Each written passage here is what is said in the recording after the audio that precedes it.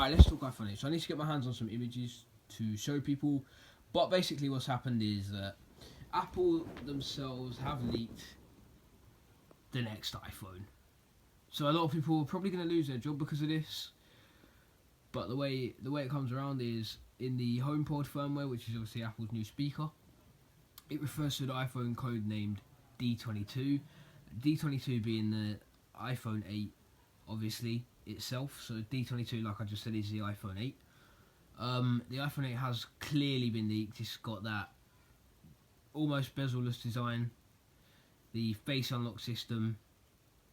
So everything that, you know, previously, if you've been watching like iDevice Help, Everything Apple Pro, everything that they've been saying was leaked. Now, it just, to be honest, Apple had meetings and that to prevent iPhone leaks, to be honest, but preventing iPhone leaks has really failed because obviously Apple have built out this firmware for the HomePod and they've just gone and leaked it themselves, so it's pretty much as bad as it could get for Apple right now.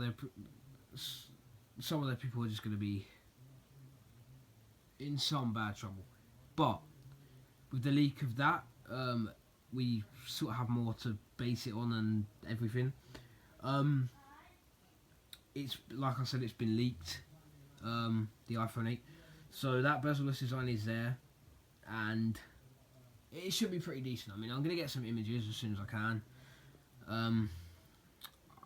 I don't know, but it should be a pretty decent design. You know, it's sort of everything that was leaked. There is, in the software, in the actual code, it refers to Pearl ID, I believe it was called, which is obviously the face unlocking system for the iPhone, apparently. Sort of like a iris scanner for the Galaxy S8. But it does that, and it's got... There is evidence in the code to suggest that Touch ID is still going to be present.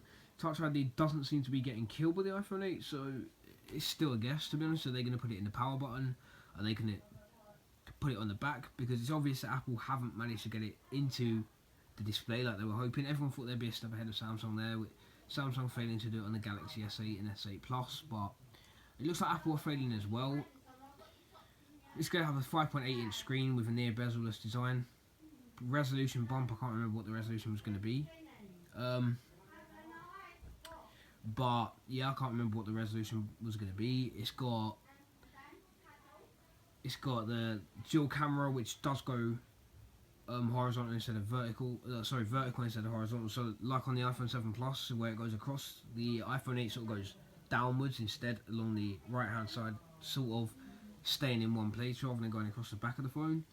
It is obviously rumoured to be all glass front and back, which is, they've sort of had images and everything. It's literally just, it is there for us all to explore, like us Apple geeks and that. We've all got these images to explore now, and we've all got the code name and that. Now D22 obviously is the code name because they don't want it to be, obviously they've probably got some sort of internal code name, but by putting it as D22, it's obviously a way to show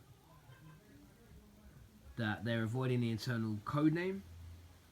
The HomePod also shows iOS 11.0.2, which, as iDevice Help or Everything Apple Pro said, is going to be probably when wireless charging launches about a week after the iPhone 8, maybe. But to be honest, I see that being more of an 11.1 sort of feature if they're not going to launch it straight away with the iPhone, but we'll see. The iPhone 8 might not even make it until 11.1 due to the fact that it's going to be delayed till late October, so we might have to get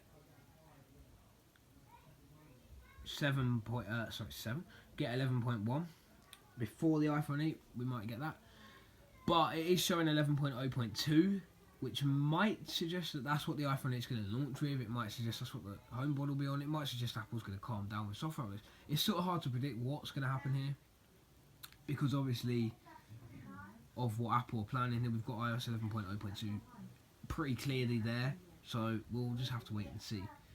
But to be honest, I don't know. You know, rumours are saying it's going to be delayed. We'll have to wait and see if the iPhone 8 is going to be delayed. I mean, it's sort of 50-50 at the minute, because they are apparently having issues making it. But then at the same time, if they're not including Touch ID, if they're not including Touch ID in the display, then maybe it'll come earlier, maybe it'll come at the end of September. But like everyone said, it'll probably come in limited amounts. It's going to cost like £1,000, so it's not going to be a cheap phone either.